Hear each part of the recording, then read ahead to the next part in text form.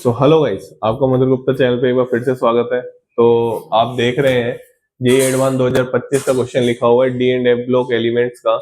तो मैं आपको सभी को बता दूं, कोऑर्डिनेशन कंपाउंड के 2025 से लेके 2011 तक मेरे चैनल पे आपको जेईई एडवांस के पीवाईक्यू मिल जाएंगे और उसमें हो सकता है एक आध क्वेश्चन रह गया हो, तो मैं अभी 2-3 दिन में उसको भी कंप्लीट कर दूंगा, ठीक है।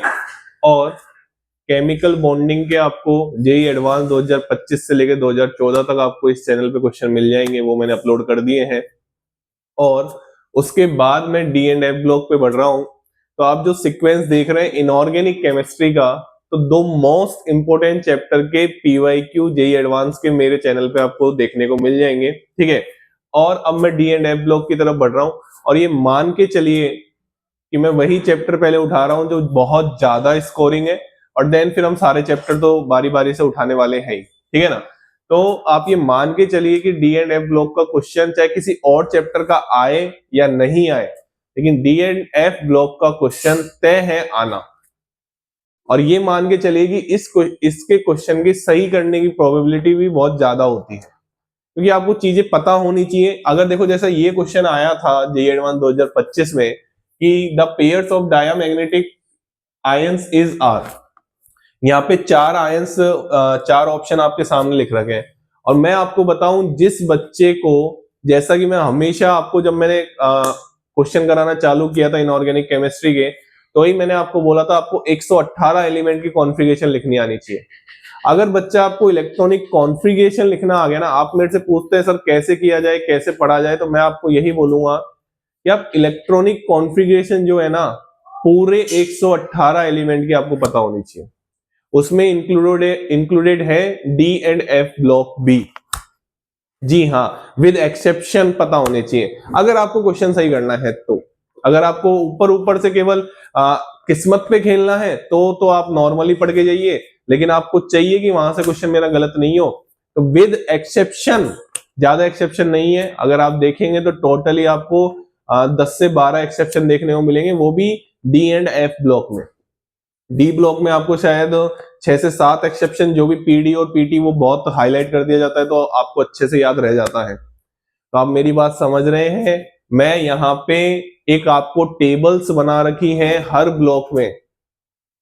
जी हाँ, एस ब्लॉक में, पी ब्लॉक में, डी ब्लॉक में। अगर आपको ब्लॉक केमिस्ट्री स्ट्रॉन्ग करनी है और आपको कॉन्फ़िगरेशन का से रिलेटेड, मैं आपको बता रहा हूं, अगर आपको कॉन्फ़िगरेशन निकालनी आ गई तो मैं आपको नंबर ऑफ क्वेश्चंस गिना दूं, कौन कौन से क्वेश्चन सही कर सकते हो आप। उसमें सबसे फेवरेट जेईई एडवांस का डायमैग्नेटिक पैरामैग्नेटिक आएगा, वो भी पीवाईक्यू में जब हम करेंगे ना इसके क्वेश्चन, तो वो भी आएगा। बहुत फेवरेट है डायमैग्नेटिक पैरामैग्नेटिक, तो वो वाला क्वेश्चन आप सॉल्व कर सकते हो इलेक्ट्रॉनिक कॉन्फ़िगरेशन से। दूसरा, जितने भी एटॉमिक स्ट्रक्चर के ये अपने जो क्वांटम नंबर्स के क्वेश्चन है, वो सारे सॉल्व कर सकते हो आप, क्योंकि इलेक्ट्रॉनिक कॉन्फ़िगरेशन ऐसा नहीं है डी एंड एफ में आती है। इलेक्ट्रॉनिक कॉन्फ़िगरेशन आपको सेकंड चैप्टर से निकालना बता दिया जाता है, 11th क्लास का एटॉमिक स्ट्रक्चर से। एटॉमिक स्ट्रक्चर से ही आपको इलेक्ट्रॉनिक कॉन्फ़िगरेशन निकालना बता दिया जाता है। फिर आप एटॉमिक स्ट्रक्चर में पढ़ते हैं, पीरियोडिक टेबल में पढ़ते हैं, एस ब्लॉक में पढ़ते हैं, पी ब्लॉक में पढ़ते हैं, और डी एंड एफ ब्लॉक में पढ़ते हैं। तो क्यों ना हम 11th क्लास में ही ये चीजें सीख लें, 118 एलिमेंट, पूरी पीरियोडिक टेबल हमको याद हो जाए। मैं आपको गारंटी देता हूं कि आपका 4 नंबर तो कहीं नहीं जा रहा, अगर आपने पीरियोडिक टेबल बैठा ली तो। और वो कैसे बैठानी होती है, वो भी, उसकी भी बात हम एक वीडियो में करेंगे। सब तरीके मेरे दिमाग में है और मैं धीरे धीरे करके आप तक वो चीजें पहुंचाता रहूंगा। टाइम लगेगा, समय लगेगा थोड़ा सा। तो मैं आपको यही कहूंगा, हर वो जो टेबल बना रखी है एनसीईआरटी ने, वो आपको पता होनी चाहिए, उसी से ये क्वेश्चन पूछा गया है। तो आइए, पहले मैं आपको कॉन्सेप्ट बताऊंगा, जैसा कि हमारे हमेशा से ही वीडियो में पहले हम कॉन्सेप्ट बताते हैं और क्वेश्चन तो फिर आप खुद ही सोल्व कर लेंगे, ठीक है ना। चलिए, तो यहाँ पे अगर हम देखें, तो मैं सबसे पहले तो आपको एफ ब्लॉक के बारे में कुछ बातें बताना चाहूं कि एफ ब्लॉक में क्या है। एफ ब्लॉक में अगर हम ध्यान से देखें तो इनको इनर ट्रांजिशन एलिमेंट्स भी बोलते हैं। बहुत सारी इंफॉर्मेशन देने वाला हूं मैं आपको इसी वीडियो में। इनर ट्रांजिशन एलिमेंट्स बोलते हैं। ये केवल एक क्वेश्चन सॉल्व नहीं करूंगा, लगभग 4F वाला कंप्लीट कर दूंगा, लेंथेनड वाला। इसी वीडियो में, ठीक है ना। ध्यान से सुनिए बस आप, ठीक है। वीडियो बड़ी बन सकती है बट पेशेंसली आपको सुनना पड़ेगा। एफ ब्लॉक में दो हम चीजें देखते हैं, कौन कौन सी सीरीज देखते हैं, एक तो 4F और एक हम देखते हैं 5F। अच्छा, एफ ब्लॉक का जो ग्रुप होता है वो भी इससे भी क्वेश्चन पूछा जा चुका है, थर्ड ग्रुप होता है। आपको याद नहीं हो तो मैं आपको बता दूं, जैसे आप चलते थे scandium SCY LA AC TI ZR HF RF, यहाँ पे आपका थर्ड ग्रुप होता था और ये LA पे स्टार लगाया जाता था पीरियोडिक टेबल में, आपको पता होगा ये चीज, ठीक है। यहाँ पे 57 होता था, यहाँ पे 57 होता था और यहाँ पे कितना होता था, यहाँ पे कितना होता था 89 होता था। इसके बाद बोल दिए जाते थे कि 14 एलिमेंट्स आते हैं, हाँ हाँ हम उसी की बात कर रहे हैं। फिर आपको बोल दिया जाता था इसके बाद, अब मैं आपको एक चीज बताऊं, ये जो मैं बात कर रहा हूं 4F वो ये वाला है, इसमें अगर आप ध्यान से देखें तो इसका जो पीरियड नंबर है वो अगर आप थोड़ा सा दिमाग लगाएं तो आपको पीरियड नंबर मिल जाएगा। अगर मैं आपको बताऊं यहाँ पे आपके चालू होता था LINAK और हाइड्रोजन का क्या कौन सा हो गया, फर्स्ट सेकंड पीरियड के एलिमेंट हो गए, और ये कौन से एलिमेंट हो गए, थर्ड पीरियड के, ये कौन सा हो गया फोर्थ, ये कौन सा हो गया फिफ्थ, ये कौन सा हो गया सिक्स पीरियड का एलिमेंट हो गया। बात समझ में आ रही है। और ये कौन सा हो गया अपना सेवंथ पीरियड हो गया। कर सकते हैं हम ऐसे, कोई दिक्कत वाली बात नहीं है। H first period, second period, Na वाला कौन सा पीरियड हो गया, थर्ड पीरियड, K वाला कौन सा पीरियड हो गया, फोर्थ पीरियड आ रहा है ये वाला, फिफ्थ, सिक्स और सेवन। ग्रुप की हम बात करते हैं तो ये कौन सा ग्रुप आता है इसमें, थर्ड ग्रुप, मतलब जो आपके एफ ब्लॉक वाले एलिमेंट्स है वो कौन से ग्रुप में आएंगे, थर्ड ग्रुप में आएंगे। आगे बढ़े, चलिए, तो ये आपको पीरियोडिक टेबल में बता दिया जाता होगा, ठीक है। हम आगे बढ़ते हैं। मैं आपको कह रहा हूं अगर आप 11th क्लास चालू करने वाले हैं तो पीरियोडिक टेबल में, अगर आप 11th क्लास में भी हैं अभी रिसेंटली में भी, तो आप 11th में ही पीरियोडिक टेबल में आपको पूरी 118 एलिमेंट की पीरियोडिक टेबल याद होनी चाहिए। आप इंतजार मत करिए कि 12th में हमको डी एंड एफ ब्लॉक पढ़ाया जाएगा तो हम याद करेंगे। बात समझ में आ गई, हाँ, पूरी पीरियोडिक टेबल आपको 11th क्लास में याद होनी चाहिए। चलिए आगे बढ़ते हैं। एक्स्ट्रा ऑर्डिनरी बच्चे 10th क्लास में भी, वो तो एक्स्ट्रा ऑर्डिनरी की तो हम बात कर ही रहे हैं कि भैया जो ज्यादा एक्स्ट्रा ऑर्डिनरी होगा उनको तो मैं बोलूंगा 10th 9th से याद करने की कोशिश करें। चलिए, तो यहाँ पे अगर हम बात करें 4F की, तो यहाँ पे 4F होते हैं, इनको बोलते हैं लेंथेनॉइड एलिमेंट्स और इनको बोलते हैं एक्टेनॉइड एलिमेंट्स, ठीक है। तो लेंथेनॉइड और ये कौन से एलिमेंट हो गए, एक्टेनॉइड एलिमेंट हो गए। यहां से कहां से चालू होते हैं, C58 से Lu71 तक, और यहां पे कहां से चालू होता है, TH90 से LR103 तक, ठीक। कितने एलिमेंट्स होते हैं दोनों में, 14 एलिमेंट्स इसमें होते हैं, 14 एलिमेंट्स इसमें होते हैं। अच्छा, लेंथेनॉइड वर्ड क्यों बोला गया, क्योंकि भैया लेंथेनम के बाद ये सीरीज चालू हो रही है। किसके बाद सीरीज चालू हो रही है, लेंथेनम के बाद सीरीज चालू हो रही है। लेंथेनम की जो प्रॉपर्टी है वो इस सीरीज से क्या करती है, रिजेंबल करती है। ये एनसीईआरटी में लाइन लिख रखी है, आपको मिल जाएगी। तो ये इसलिए इसका नाम क्या मिला, लेंथेनॉइड। ऐसे ही एसी के बाद ये चालू होती है, इसलिए इसका नाम क्या पड़ा, एक्टेनॉइड। अभी दिखाया था ना थोड़ी देर पहले, एसी के बाद चालू हो रही है सीरीज, एक्टेनॉइड। बात समझ में आ गई, ठीक। इसको जनरली LN से दिखाया जाता है, यहाँ पे आप देख सकते हैं कैपिटल L और स्मॉल n से दिखाया जाता है, कैपिटल A और स्मॉल C से दिखाया जाता है, ठीक। हमको किसकी बात करनी है, लेंथेनॉइड वाले की बात करें। आ जाओ चलिए। तो मैं आपको ये टेबल याद करवाने वाला हूं, तो प्लीज पूरे फोकस के साथ बैठना, ठीक है। और क्वेश्चन गलत मत करके आना। अब पढ़ाने के बाद आपसे डायमैग्नेटिक पूछा था, ठीक है। चलिए इसको भी मैं मिटा रहा हूं, मेरे को ऊपर से लिखना पड़ेगा, ठीक है। चलिए आराम से देखना बिल्कुल। तो यहां पे हम बेटा आराम से देखें, तो यहां पे तो मैं लिख रहा हूं एटॉमिक नंबर,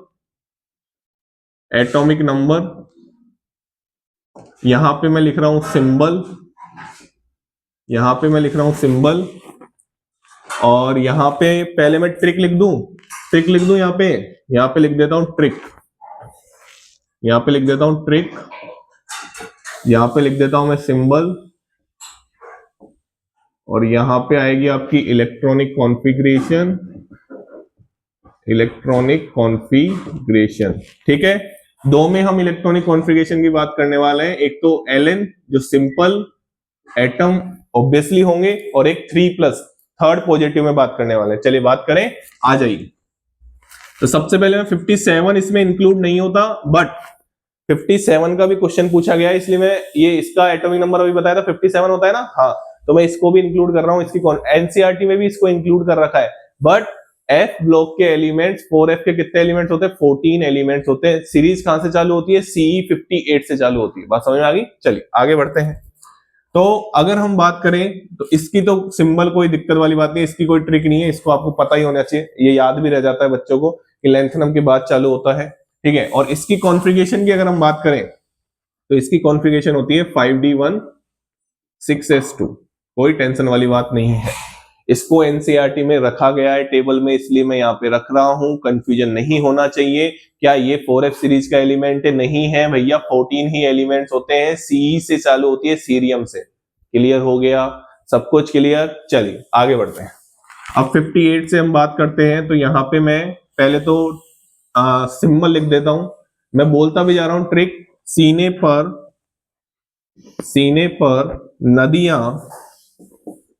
पर नदियां प्रेम की समाई यूं गुदगुदाई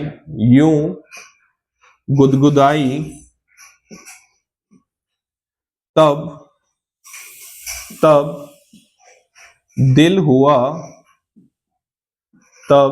दिल हुआ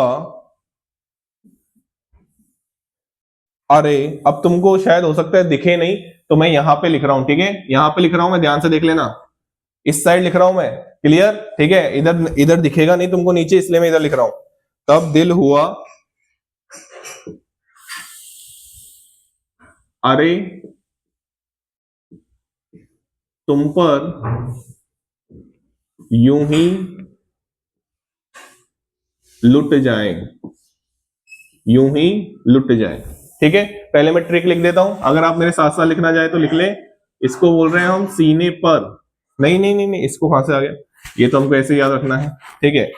यहां पे हमको याद होना चाहिए सीने पर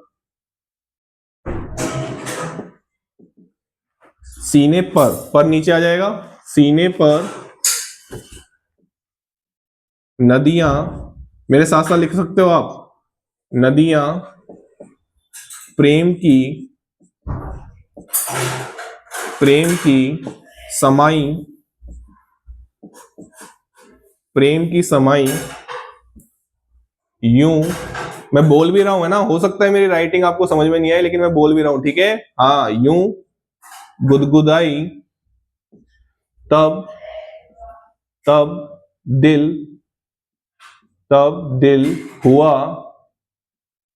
दिल हुआ एचो हुआ अरे, ये अरे है ना, अरे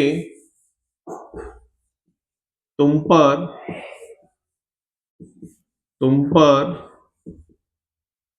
यूं ही लुट जाए,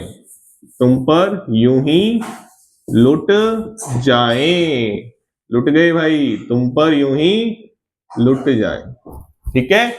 आराम से देख लो, सीने पर नदियां प्रेम की समाई यूं गुदगुदाई तब दिल हुआ अरे तुम पर यूं ही लुट जाए। अगर आपको ये याद नहीं हुई तो ये मान के चलना कि क्वेश्चन तो सॉल्व नहीं होगा, क्योंकि आप नहीं रट सकते यार, कितनी ही आपकी पावर हो रटने की, आपको ऐसे सीक्वेंस में याद रखना ही पड़ेगा। क्लियर? चलिए अब मैं कॉन्फ़िगरेशन लिखना चाह रहा हूं, ध्यान से सुनते जाना भाई, ठीक है। यहां पे इसकी कॉन्फ़िगरेशन होती है 4F1 5D1 6S2। अब आपको एक जंप करना है, कैसे करना है मैं सिखाता हूं। यहां पे आपको एक इलेक्ट्रॉन बढ़ाना है ना, यहाँ पे 59 पे जाओगे तो, अरे बढ़ाना है कि नहीं बढ़ाना, अब जितने भी लिखने हैं वो 5D0 लिखना है। अगर आपको 5D0 करना है तो एक इलेक्ट्रॉन तो इसका ऐड हो जाएगा, 4F2 हो गया, और एक इलेक्ट्रॉन और ऐड हो जाएगा, तो इसका जो कॉन्फ़िगरेशन होगा वो क्या होगा, 4F3 5D0। अब चाहे जीरो को लिखो चाहे मत लिखो, कोई दिक्कत वाली बात, 4F3 5D0 6S2, कोई दिक्कत।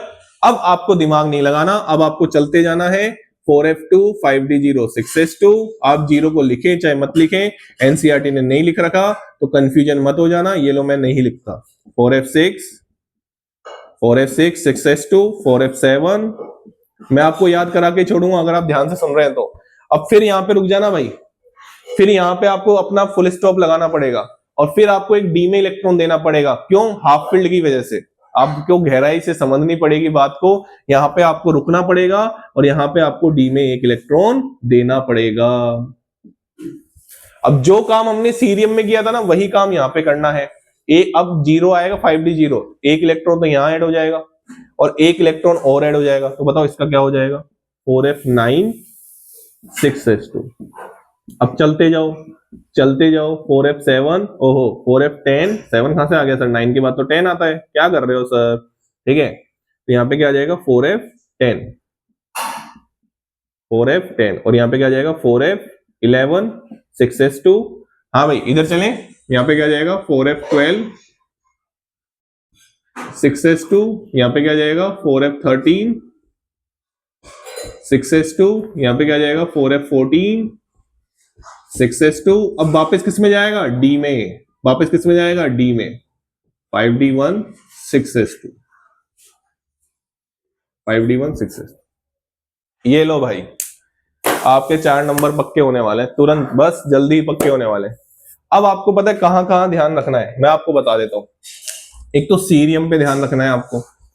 सीरियम पे क्यों ध्यान रखना है, मैं आपकी नॉलेज के लिए बता दूं, ठीक है। 12th क्लास में और 11th क्लास में दोनों की कॉन्फ़िगरेशन एनसीईआरटी में अलग दे रखी है। जब आप एटॉमिक स्ट्रक्चर देखेंगे और लास्ट के पेजेस में देखेंगे ना, तो उसमें आपको देखने को मिलेगा कि सीरियम की configuration 4f0 4f2 5d0 6s2 दे रखी है। मैं आपको बताऊं, आपको 12th क्लास प्रेफर करनी है। 12th में क्लियरली डी एफ ब्लॉक में दे रखा है इसकी कॉन्फ़िगरेशन। ये क्लियर है, बात समझ में आ गई? हाँ, तो एक तो आपको सीरियम को ध्यान रखना है। उसके बाद जब आप पीआर पे जाएंगे तो आपको एक चीज याद रखनी है कि 5d0 आता है। तो जब आपका दिमाग क्लिक करेगा, जब 5d0 बनाना है तो एक इलेक्ट्रॉन तो इसका ऐड हो जाएगा और एक इलेक्ट्रॉन आपने और बढ़ा दिया तो यहाँ पे 4f3 आ गया। फिर कहां तक चलते जाना है? 4f7 तक, और फिर किस में भेज देना है एक इलेक्ट्रॉन? डी में, और फिर वापस वही काम करना है। डी का इलेक्ट्रॉन एफ में भेज दो और एक इलेक्ट्रॉन और ऐड कर दो। जब आप डी का इलेक्ट्रॉन इसमें भेजोगे तो 4f8 हो गया और एक इलेक्ट्रॉन और ऐड करोगे तो 4f9 हो गया। जी हाँ, इतना ही ध्यान रखना है। फिर चलते जाओ 10 11 12 13 14 और फिर रुक जाओ और फिर किस में भेज दो? डी में भेज। मैं बोल रहा हूं ना, आपको जंक्शन पॉइंट पता होने चाहिए। ये आपका जंक्शन पॉइंट है, ये आपका जंक्शन पॉइंट है, ये वाला, और ये आपका जंक्शन पॉइंट है और ये आपका जंक्शन पॉइंट है। ये आपके जंक्शन पॉइंट है और ये आपको पता होने चाहिए, नहीं तो दिक्कत आएगी। अब इतना तो यार पता करना पड़ेगा। आपका काम मैंने थोड़ा आसान कर दिया ये याद करने में। अब आप ये देख रहे हैं ना कि इनकी कॉन्फ़िगरेशन में रेगुलरिटी नहीं है, लेकिन जब आप Ln+3 की कॉन्फ़िगरेशन लिखेंगे तो आपको रेगुलरिटी मिलेगी। दिखा दूं? आ जाओ। जब आप इसकी कॉन्फ़िगरेशन लिखेंगे तो 4f0 आएगा, इसकी लिखेंगे 4f1 आएगा, 4f2 आएगा, 4f3 आएगा, 4f4 आएगा, 4f5 आएगा, 4f6 आएगा। सर आंख बंद करके भी लिख सकते हो आप। 4f7 आएगा, 4f8 आएगा, 4f9 आएगा, 4f10 आएगा, यहाँ पे आएगा 4f11, 4f12। इसकी कौन सी वाली लिख रहा हूं मैं? +3 वाली। यहाँ पे आएगा 4f13 और यहाँ पे आएगा 4f14। आराम से देखो, जल्दबाजी नहीं करनी। +3 वाली है ना सीक्वेंस, तो +3 में रेगुलरिटी है, लेकिन नॉर्मल कॉन्फ़िगरेशन में रेगुलरिटी नहीं है। अब मैं आपको सीरियसली बता रहा हूं, आपको ये टेबल याद हो गई ना, आपके 4 नंबर पक्के हैं। ट्रिक आप बोलते रहे बार बार, जब तक आप पेपर पे बिना देखे नहीं लिखेंगे, जब तक ये आपको याद नहीं होगी। मेरे को भी ये याद जब ही है जब मैंने बिना देखे पता नहीं कितनी बार लिखा दिया इसको। तो आप बिना देखे लिखेंगे तो डेफिनेटली आपको ये याद होगी। आप जंक्शन पॉइंट्स का ध्यान रखें, यहां पे आपको ध्यान रखना है और यहां पे आपको ध्यान रखना है। क्लियर? कोई दिक्कत वाली बात नहीं है। आगे बढ़ूं? आ जाओ, क्वेश्चन की बात कर लेते हैं। क्वेश्चन की बात कर ले। क्वेश्चन का तो भूल ही गए सर आप। यहां पे अगर आप देखें तो La+3 दे रखा है। La+3 आ जाओ, ये La+3 है, देखो आराम से। La 3+ की दे रखी है ना La+3। क्या कोई इसमें अनपेयर्ड इलेक्ट्रॉन है? नहीं है। तो बताओ ये कैसा हो गया La+3? अरे La+3 कैसा हो गया? डाया। C+4 पे आ जाओ भाई। ये आपने C+3 की लिखी है ना, C+4 क्या होगा?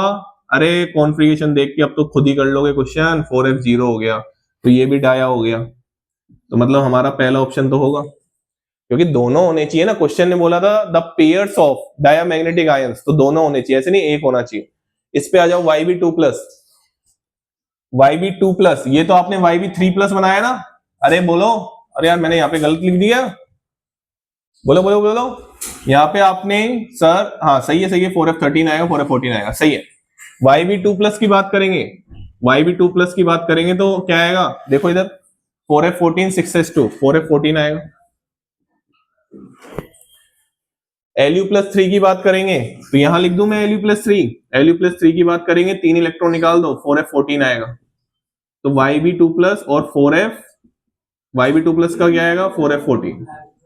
तो ये दोनों क्या है? डायामैग्नेटिक। अब तो खुद ही कर लोगे यार क्वेश्चन, मेन तो कॉन्फ़िगरेशन याद करवाना था आपको, वो मैंने करवा दिया, वो मेरा खेल हो गया भाई साहब।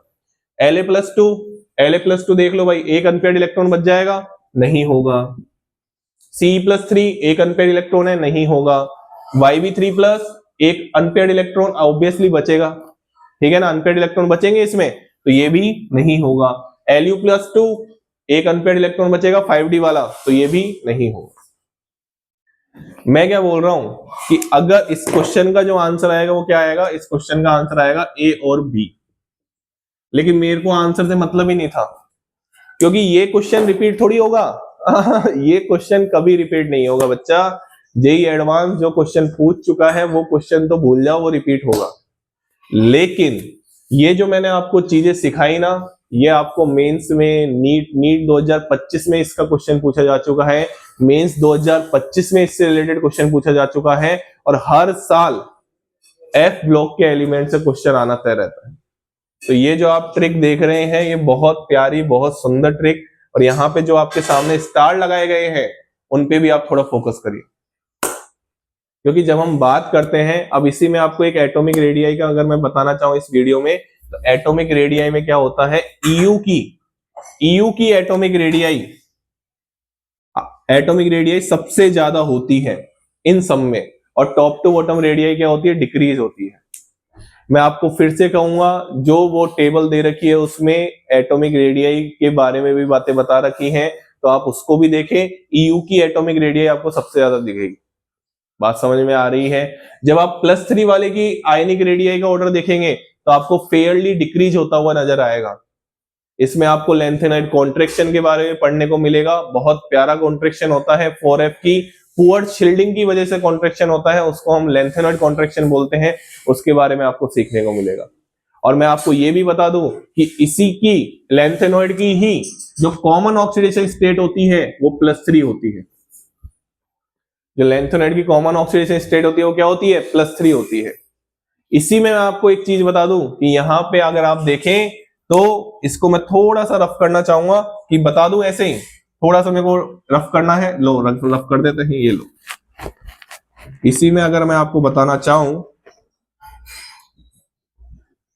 इसी में मैं आपको बताना चाहूं तो ध्यान से सुनना पड़ेगा, लेकिन है ना, ध्यान से सुनना पड़ेगा भाई, ध्यान से सुनना पड़ेगा, देखना भाई ध्यान से। कॉमन ऑक्सीडेशन स्टेट क्या होती है इसकी? +3। आपको मैं बताना चाहूं तो C+4 स्टेबल कॉन्फ़िगरेशन होगी। बताओ क्यों? क्योंकि C+4 की कॉन्फ़िगरेशन होगी 4f0, फुलफिल्ड कॉन्फ़िगरेशन। अगर मैं आपको बताना चाहूं और अगर मैं आपको सिखाना चाहूं तो टीबी आएगा या ईयू की बात कर ले हम, तो यहां पे अगर हम बात करें EU+2 तो भी आपको मिल जाएगी। क्यों? 4f7 half field configuration. अगर मैं आपको बताना चाहूं YB2+ 4f14 फुलफिल्ड कॉन्फ़िगरेशन। अगर मैं आपको बताना चाहूं क्या, TB+4 तो TB+4 की भी कॉन्फ़िगरेशन क्या होगी? TB+4 की भी कॉन्फ़िगरेशन क्या होगी? 4f7।